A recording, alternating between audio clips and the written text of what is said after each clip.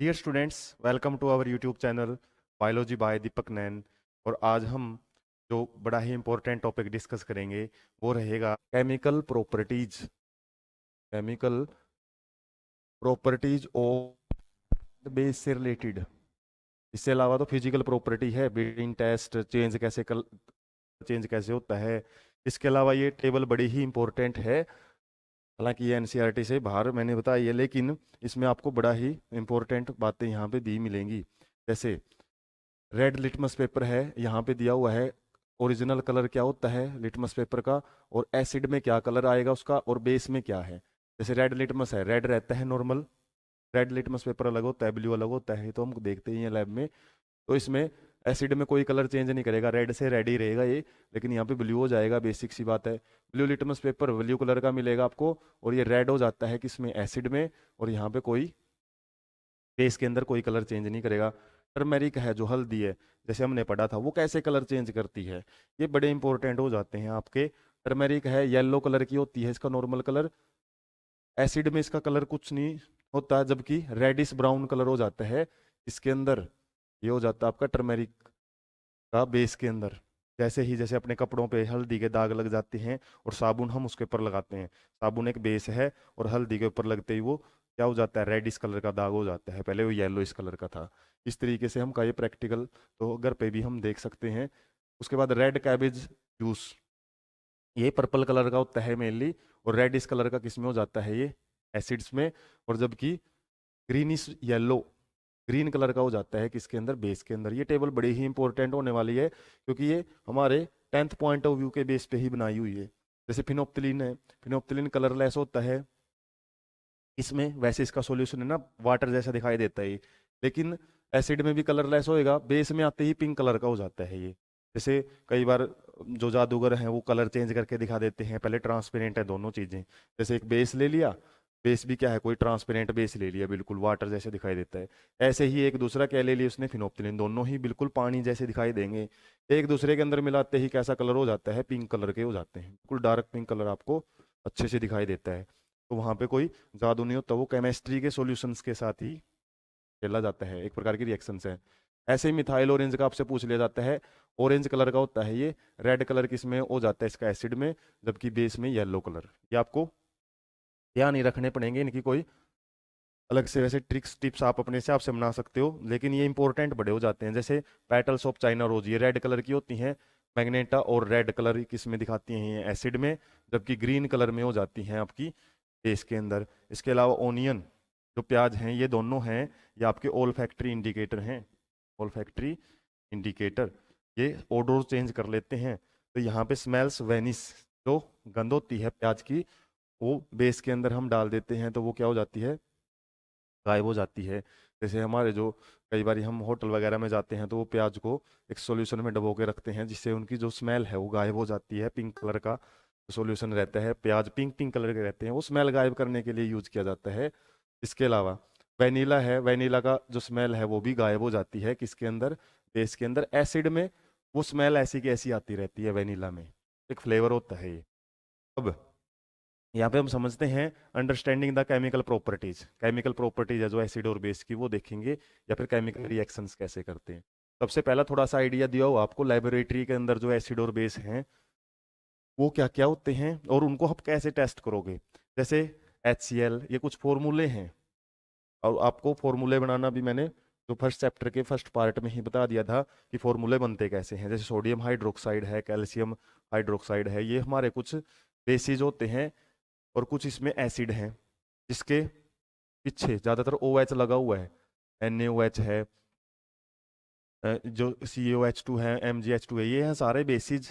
Example आपसे पूछे जा सकते हैं, एग्जाम्पल बेसिक सी बात है ये तो, भाई एसिड कौन है और बेस कौन है, ये आपको याद रखने पड़ेंगे, खासकर एनसीईआरटी बुक के हर एक एग्जाम्पल। उसके बाद हम देख लेते हैं ये एक reaction, how do acid and base react with metal. और आजकल डायग्राम बेस्ड क्वेश्चन बहुत ज़्यादा पूछे जाने लगे हैं, क्योंकि एग्जामिनर्स को पता है बच्चे क्रैमिंग से ज़्यादा चीज़ें रट के आते हैं, थ्योरी ज़्यादा रट लेते हैं, प्रैक्टिकल नॉलेज पे उनका कोई ज़्यादा ध्यान नहीं है।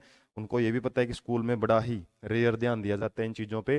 तो यहाँ से एक्टिविटी बेस्ड ये पूछ लेगा आपसे, diagram showing the reaction of acid और बेस विद मेटल्स, एसिड और बेस ऐसे रिएक्ट करेंगे उसको डायग्राम से रिप्रेजेंट करो 2 नंबर में। और ऐसे क्वेश्चन आपको मिलेंगे भी, जैसे हम प्रीवियस ईयर क्वेश्चन प्रैक्टिस करेंगे तब आपको ऐसे क्वेश्चन मैं दिखा भी दूंगा जिसमें डायग्राम पूछे हैं बस, उसने में कोई एक्सप्लेनेशन नहीं है। हम केवल क्वेश्चंस की बजाय डायग्राम को भी ध्यान से देखें तभी आप अच्छा स्कोर कर पाते हो। तो यहाँ पे क्या दिया हुआ है, एक स्टैंड दिया हुआ है अपनी एनसीईआरटी में, डायग्राम है ये। और इसमें क्या है, इसके अंदर जिंक ग्रेन्यूल्स है, टेस्ट ट्यूब के अंदर जिंक के छोटे छोटे दाने रखे हुए हैं और डाइल्यूट सल्फ्यूरिक एसिड, जिंक के अंदर डाइल्यूट सल्फ्यूरिक एसिड H2SO4 जब हम डालते हैं तो जिंक सल्फेट तो बनता है और हाइड्रोजन गैस है वो निकलती है। तो हमेशा याद रखेंगे हम जब एसिड मेटल के साथ रिएक्ट करते हैं साल्ट तो बनता ही है, जैसे ये बना है यहाँ पे साल्ट इस तरीके से, और हाइड्रोजन गैस है वो रिलीज होती है। और हाइड्रोजन गैस रिलीज हुई है इसका हम एक्सपेरिमेंट से कैसे पता करेंगे, क्वेश्चन आपसे ऐसे पूछा जाता है। तो ये कैसे पता करेंगे, इस टाइप का सेटअप लगाना पड़ेगा। टेस्ट ट्यूब के ऊपर एक simply delivery tube, delivery tube means जो क्या करती है हमारी इस गैस को इस बर्तन के अंदर डिलीवर करती है, लेके आती है।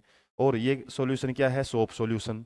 और सोप सॉल्यूशन में जब गैस को फ्लो, हाइड्रोजन गैस के बबल हैं, वैसे हम किसी सोप सॉल्यूशन में जैसे बबल्स बनाते हैं, सॉल्यूशन में ही हम बबल्स बनाएंगे तो वो यहाँ पे झुंड में इकट्ठा हो जाएंगे। लेकिन सॉल्यूशन में हाइड्रोजन के बबल्स हल्के होते हैं, हाइड्रोजन बड़ी ही हल्की गैस है, बिल्कुल लिथियम से भी हल्की गैस है, लेकिन फिर भी लिथियम को हम बैलून्स में यूज करते हैं, जो उड़ने वाले बैलून्स है। यहाँ पे करेंगे तो क्या होगा, जैसे गैस निकलेगी वो बबल्स बना के उड़ जाएगी ऊपर बबल। और बबल्स के पास यदि हम कैंडल को लेके आएंगे तो वहां पे क्या है, वो पॉप साउंड के साथ जो एक बर्निंग होगी उसकी, और वो क्या पता लगाएगी, जो H2 है ना, H2 क्या करेगी यहाँ पे, फायर मतलब आग पकड़ लेती है और सिंपली इसको थोड़ा सा इग्निशन टेम्परेचर की जरूरत है जो हमने कैंडल से दे दिया, और H2+O2 H2O वाटर वेपर्स के रूप में क्या हो जाती है, कन्वर्ट हो जाती है। और ये रिएक्शन थोड़ी एक क्या है, एक छोटे ब्लास्ट के साथ, इतना बड़ा ब्लास्ट तो नहीं है पॉप साउंड के साथ, लेकिन ज़्यादा हाइड्रोजन हो तो ज़्यादा, जैसे रॉकेट में हम फ्यूल के रूप में भी हाइड्रोजन को यूज करते हैं। तो इस तरीके से ये सेटअप है। यहाँ पे तो रिएक्शन करवाई हुई है ये, और जो हाइड्रोजन गैस निकली है वो हाइड्रोजन गैस को हमने यहाँ पे सोप सॉल्यूशन में निकाल के उसके बबल्स बना के कैंडल के साथ उसको ब्रस्ट करवाया है। सिंपली हमको याद रखना है इसका आंसर क्या है। इसका आंसर है how do acid base react with metal. Simply कोई भी आपसे यहाँ पे एग्जाम्पल दिया जा सकता है, जैसे जिंक यहाँ पे हमने पढ़ लिया, मैग्नीशियम हो सकता है, इसके अलावा सोडियम हो सकता है, कैल्शियम हो सकता है, मरकरी हो सकता है। और ये कोई मेटल है, आपसे किसी भी बेस से रिएक्शन पूछी जा सकती। बेस से कैसे, जैसे NaOH के साथ कैसे रिएक्शन करेगा ये, इसके अलावा HCl के साथ ये रिएक्शन कैसे करेगा, HNO3 के साथ कैसे करता है, ये पूछ लेता है सल्फ्यूरिक एसिड के साथ कैसे रिएक्शन है।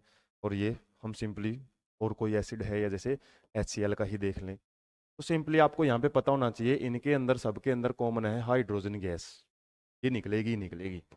अब ये हाइड्रोजन यहाँ से यदि चला जाता है तो क्या बनता है कि सोडियम जिंकेट Na2ZNO, कुछ ऐसा फॉर्मूला बनता है सोडियम जिंकेट। यहाँ पे H हाइड्रोजन के रूप में चला गया, मैग्नीशियम के साथ क्लोरीन कैसे रिएक्शन करता है, MgCl2। तो आपको यहाँ पे फर्स्ट चैप्टर में तो हमने देखा था रिएक्शन आपको बनी बनाई मिलती थी, लेकिन यहाँ पे आपको रिएक्शन खुद बनानी पड़ सकती हैं और बैलेंस करनी पड़ सकती हैं। सिंपल आपसे बोलेगा डिराइव 2 to 3 एग्जाम्पल, या फिर give 5 examples how acid react with base, या how metals react with acid and base. चलो कोई भी रिएक्शन आपसे पूछी जाती है, दी नहीं जाती, तो यहाँ पे आपको सिंपली एक चीज का ध्यान रखना है, हाइड्रोजन बाहर निकाल देना है। और जो नाइट्रेट है सोडियम के साथ कैसे कंपाउंड बनाता है, ये मैंने फर्स्ट चैप्टर में बता दिया था आपको। एक चीज की यहाँ पे ट्रिक याद रखनी है, हाइड्रोजन निकल गया यहाँ पे तो क्या बन गया, CaSO4। ऐसे ही यहाँ पे भी हाइड्रोजन बाहर निकालना है, HgCl2, फिर हम इसको बैलेंस कर देंगे। तो ऐसे आपको इनमें जितने भी हम रिएक्शन पढ़ेंगे, जैसे सब में कॉमन चीज क्या है, हाइड्रोजन गैस ही बाहर निकलती है।